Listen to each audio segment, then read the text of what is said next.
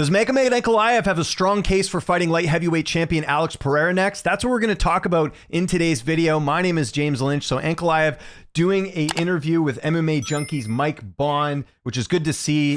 This is what you need to do if you want to get that title shot. Ankalaev has not done a ton of media traditionally. And I think had he done more media, there would probably be more people talking about this.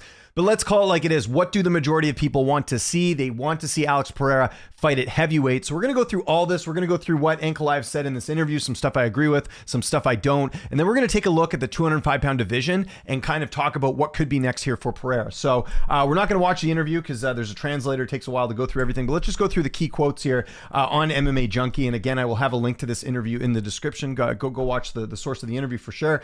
So Ankalaev says it's been a good run so far in the UFC, 12 fights. And obviously Alex Pereira got up there. He had 2 or 3 fights in the division and he skyrocketed. Now he holds the title, and I feel like I deserve it with all my past credentials to get a title shot, and I'm definitely looking forward to this opportunity now. So the way he's kind of talking here, first he's talking about his credentials, which I agree with. We'll go into that in a second. But he also mentions that I'm definitely looking forward to this opportunity now. There could be something lost in translation, but that kind of comes away as like he just assumes he's going to get it. And you can't assume anything in the sport here, but I'm going to chalk that up to bad translation there. I don't know if that's exactly what he meant.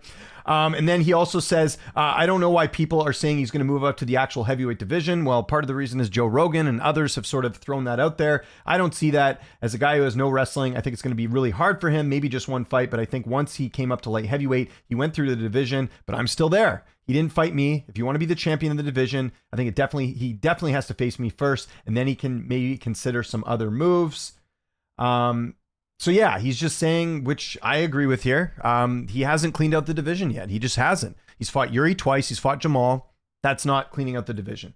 And again, we'll talk more about his resume in a second here, but I want to get through all the quotes first and then we'll go through it. With Alex, you have to watch a couple of his past fights with Jan Blachowicz. His wrestling was on the level, and Alex didn't have much to offer. Same with Israel Adesanya. They're both strikers, but Adesanya was able to show him some wrestling. I think he's a great striker, but he's the kind of guy that always moves forward, and that's sometimes where he might make mistakes, where I might catch him. There's a strategy there if he's going to be doing his striking, but also if we had wrestling there, I think he doesn't stand a chance of a few potential options on how to finish him, which is great. I agree with him. Again, it's a different matchup than Yuri Prohaska and Jamal Hill. Definitely has a strong punch, but his overall stand-up is overrated. You're losing me here. We're talking about a former kickboxing champion. We're talking about a guy that has won 2 belts in the UFC. I wouldn't call his stand-up overrated. You're losing me a bit here. Again, there could be some stuff lost in translation, but if you want to say he's overrated in terms of his overall skill set, okay, because we haven't seen his ground game or his wrestling really. But to say his stand-up's overrated, you're kind of to lunch here, Ankalaev. Not really helping your case. Then he also says, as of now, we don't have any certain dates yet. I do not have any problems with a visa right now. I have a valid visa, so if it's going to be in the US, that's one option. I would love it to be in Abu Dhabi. That's a better place for me. And what he's meaning by that is obviously the Muslim fans are there. They're going to be cheering him on, so I understand that. One thing I want to mention too, I've seen some people, I remember I did this video when the Yuri and Alex fight was announced for 303. I had some people mention to me that Ankalaev says he'll only fight in Abu Dhabi. Where is that interview? I haven't seen that anywhere. I even looked on his tweets. There's nothing that states that he will only fight in Abu Dhabi, nor do I have any proof either. And let me know if I'm wrong. Let me know in the comments. Would love to hear from you guys. I also have not seen anything that he was offered the fight at UFC 303. My understanding was it was only Yuri, and that's not his fault. That's the UFC's decision. They make the fight. So again, there's kind of this narrative out here that Ankalaev's being a bit entitled. I think him asking to fight in Abu Dhabi is not a bad choice in terms of like the UFC's going there already. They want Muslim fighters on the card. I think he's kind of just playing into that, but he's not saying you have to fight me in. He says that you have to fight me in Abu Dhabi. Yeah, we're going to have something to disagree with here because he's not the champion. The champion should dictate where he wants to fight and all that. I think he's just saying, look, if I had a preference, the preference would be in Abu Dhabi. So I don't mind him saying that. But again, this narrative that he'll only fight in Abu Dhabi or all this different stuff, show it to me. I haven't seen it yet. So again, if I'm missing something, please let me know. I'm more than happy to admit I'm wrong. So let's talk about his case for a title shot. So he mentions being unbeaten in 12. Let's go look at his actual resume here. So early on in his UFC career, well, actually he lost his first fight to Paul Craig, which if you go watch that fight, he was winning and then he got submitted at the end. Listen, Paul Craig has a win over Jamal Hill. Paul Craig's just one of those guys that, you know, at light heavyweight for a period of time, he was submitting a lot of guys. So it happens. Yeah, it was a tough loss. I think if they rematch now, Ankalaev wins that fight. Then he beats a bunch of subpar opposition, Pacino, Abreu, Dalcha. He fights Kutalaba. Now, a lot of people disrespect the Kutalaba win. He was ranked at the time, okay? So that's still a ranked win. And, you know, granted it was twice, but still that's a ranked win. Krylov's a good win. That has aged quite well. In fact, I don't think Krylov has lost since that fight, if I'm not mistaken, right? I think he's won every fight. No, he lost to Craig after that, but he, won 3 in a row shortly after that. So that's a good win. Also ranked opponent. Volkan Ozdemir, who we just saw win a couple weeks ago, also a good ranked win. Thiago Santos was ranked at the time. Anthony Smith was ranked at the time. First fighter to finish Anthony Smith at 205 pounds. Now, granted, that was more of an injury, but still, on the resume, that looks good. The draw with Jan Blachowicz, I want to mention that. That was a fight that I thought he won. It ended up being a draw. If you go on MMA decisions, and again, this isn't the be-all, end-all, but it just goes to show you how a lot of media members were thinking. The majority of media scored the fight for Ankalaev. So again, that likely should have gone Ankalaev's way. It was not a good fight. Dana White was on record as sort of saying he didn't enjoy this fight, but nonetheless, he didn't lose, so that still keeps that win streak going. He had the no contest with Johnny Walker. There was that whole weird situation with the referee, and then they rematched and they finished Walker, and all these people are like, well, Walker isn't a good win. Yeah, he's ranked. It doesn't matter if you don't like Johnny Walker, you think he's terrible. None of that matters, because at the end of the day, Johnny Walker's ranked number 7. That's a ranked win. So what I'm getting at here, guys, is that there really isn't anyone else. Like, all these people are saying, no, Ankalaev doesn't deserve it because he beat Johnny Walker. Well, who else is going to get it? Let's go through some of the other options. Let's go down the rankings here. Yuri just lost. He's not getting it. Yuri's in Max Holloway, Robert Whittaker land, where it's like, from a couple years ago where they've lost twice to the champ. Where do you go? What do you do? So Yuri's out of the equation. Then you got Ankalaev at number 2. Jamal Hill, I have an interview with him right here. It's on my UFC interviews playlist, or you can go to the Bodog channel as well. Jamal doesn't know when he's going to be back. He's hoping to fight by the end of the year. But there's no guarantees when he's going to be coming back here. So Jamal Hill, for right now, we don't know what's going on. That might be an option, but I don't think he needs to fight Hill. I think, again, 12-fight unbeaten streak, couple ranked wins. I think he deserves it. Then there's Jan Blachowicz. Also talked to Jan Blachowicz at the UFCX. He wants to rematch Pereira. I don't think he's going to get it because Jan, I believe, is coming off the draw, if I'm not mistaken, right? Or did he have a fight in between? Was it Rakic? I think Rakic was the last fight, right? No, it was he's coming off the split decision loss to Pereira.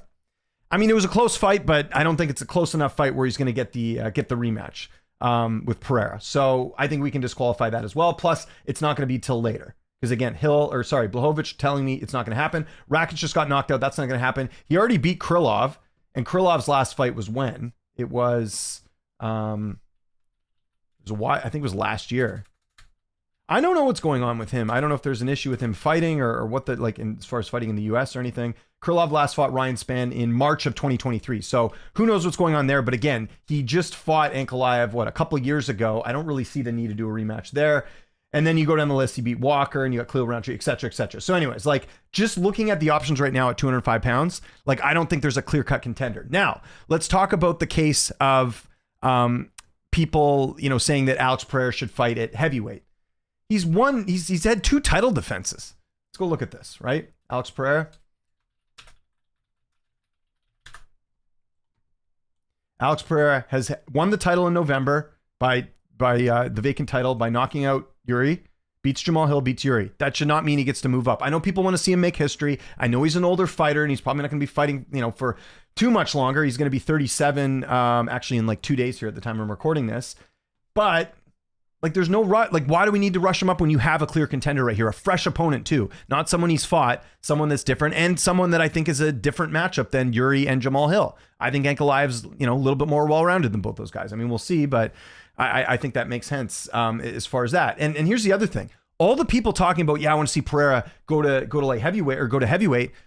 They're the same people who don't want to see Islam fight Leon Edwards. So it's what's the difference? Islam's had a couple title defenses and you don't want him to move up. Oh, he's got to fight more guys.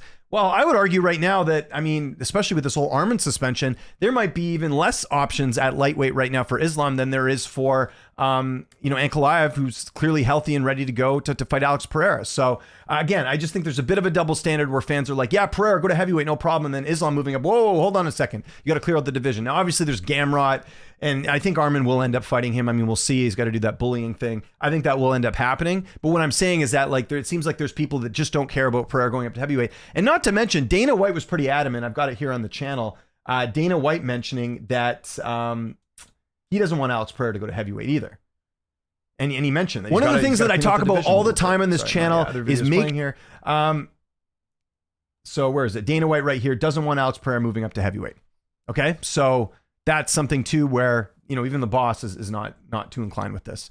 And the other thing I'll mention with Pereira moving up is how is that fair to Tom Aspinall, Curtis Blades, like technically Aspinall's still the interim champ. Technically, if he wins and defeats Curtis Blades, he's still the interim champ. How is that fair to him that Pereira doesn't have a single win at heavyweight automatically gets a title shot? It doesn't really, I mean, you want to talk about, privilege and all this different stuff as far as, people use Dana White privilege. Pereira's got a lot of that. He got a quicker rise to the middleweight title than a lot of other people because he had the win over Adesanya in kickboxing. And then because he was a champion at middleweight, he only had one fight at light heavyweight and he immediately got a title shot. So you know what I mean? Like there should be, some school of thought of let's see these fighters actually compete a bit more in their division. So there's that as well. And then the other thing I want to mention too is timing and everything else. We know the UFC is doing a lot of events. Look at what happened of them trying to put UFC 303 together at the last minute. I imagine Pereira is going to fight at some point later this year, right? Just because the UFC is doing so many events, they're going to need their light heavyweight champion to defend his belt again. I know he's fought twice already, but they're going to try and get him in there again. So he's got to fight someone. So it's like, who's available? Like I said, it's not going to be Hill. It's not going to be Jan, most likely. It's not going to be Yuri. It's not going to be, like I said, Krylov. I doubt they're going to give him Krylov next. So it's like, who is it at 205 pounds? Like, we don't know. That's where Ankalaev comes in, and I think he has a strong case here. Again, I've seen a lot of pushback. I know fans don't like him for whatever reason, whether it was a Jan fight or they think he's boring, whatever. That doesn't matter. The point of the matter is who else is going to fight him at 205, and I've yet to hear a credible argument for that. I just hear people saying he should go to heavyweight, and when I'm reminding all of you out there, he's only had 2 title defenses here as well. So that's it.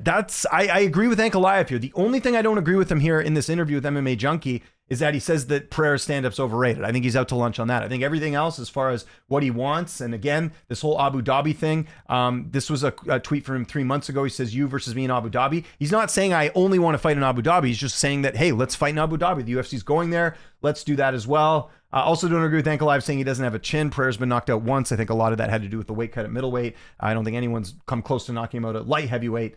So again, disagree on that, but yeah. And the thing is, guys, like, I just want to point this out before we get out of here. Like, I'm not even a huge Ankalaev fan. Like, again, like I can't interview him. There's all this different stuff of like, it's not like Ankalaev's like a must-see fighter to watch.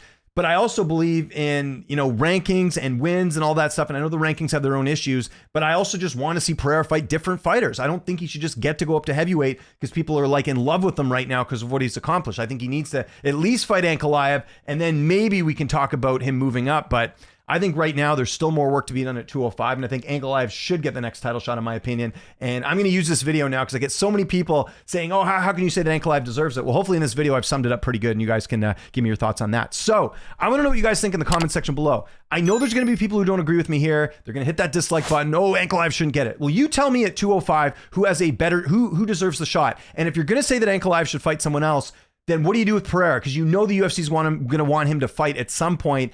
Again, I think there's contenders at heavyweight for Aspinall to fight. So this idea that, like, you got Volkov, for example, you got Cyril Gane, like there's options for Aspinall if he beats Curtis Blades or vice versa. So, as far as like saying like Pereira could just fight up at heavyweight, they don't need to, because there's fighters for Pereira to fight. Or sorry, for Aspinall to fight or Blades to fight at heavyweight. You don't need to do that. So let me know in the comments give me a good solid argument of who you think deserves it more than Ankalaev. And if you don't, then let's discuss this and maybe agree with me here. I don't know. I'm not trying to convince anyone, just stating my case for Ankalaev getting the next title shot. Follow me on Twitter, TikTok, Instagram, at Lynch on Sports. My name is James Lynch. I'm posting content on this channel every single day. And if you like this video, make sure you hit that like button, hit the subscribe button, and hit that notification bell. I am posting content on here every single day.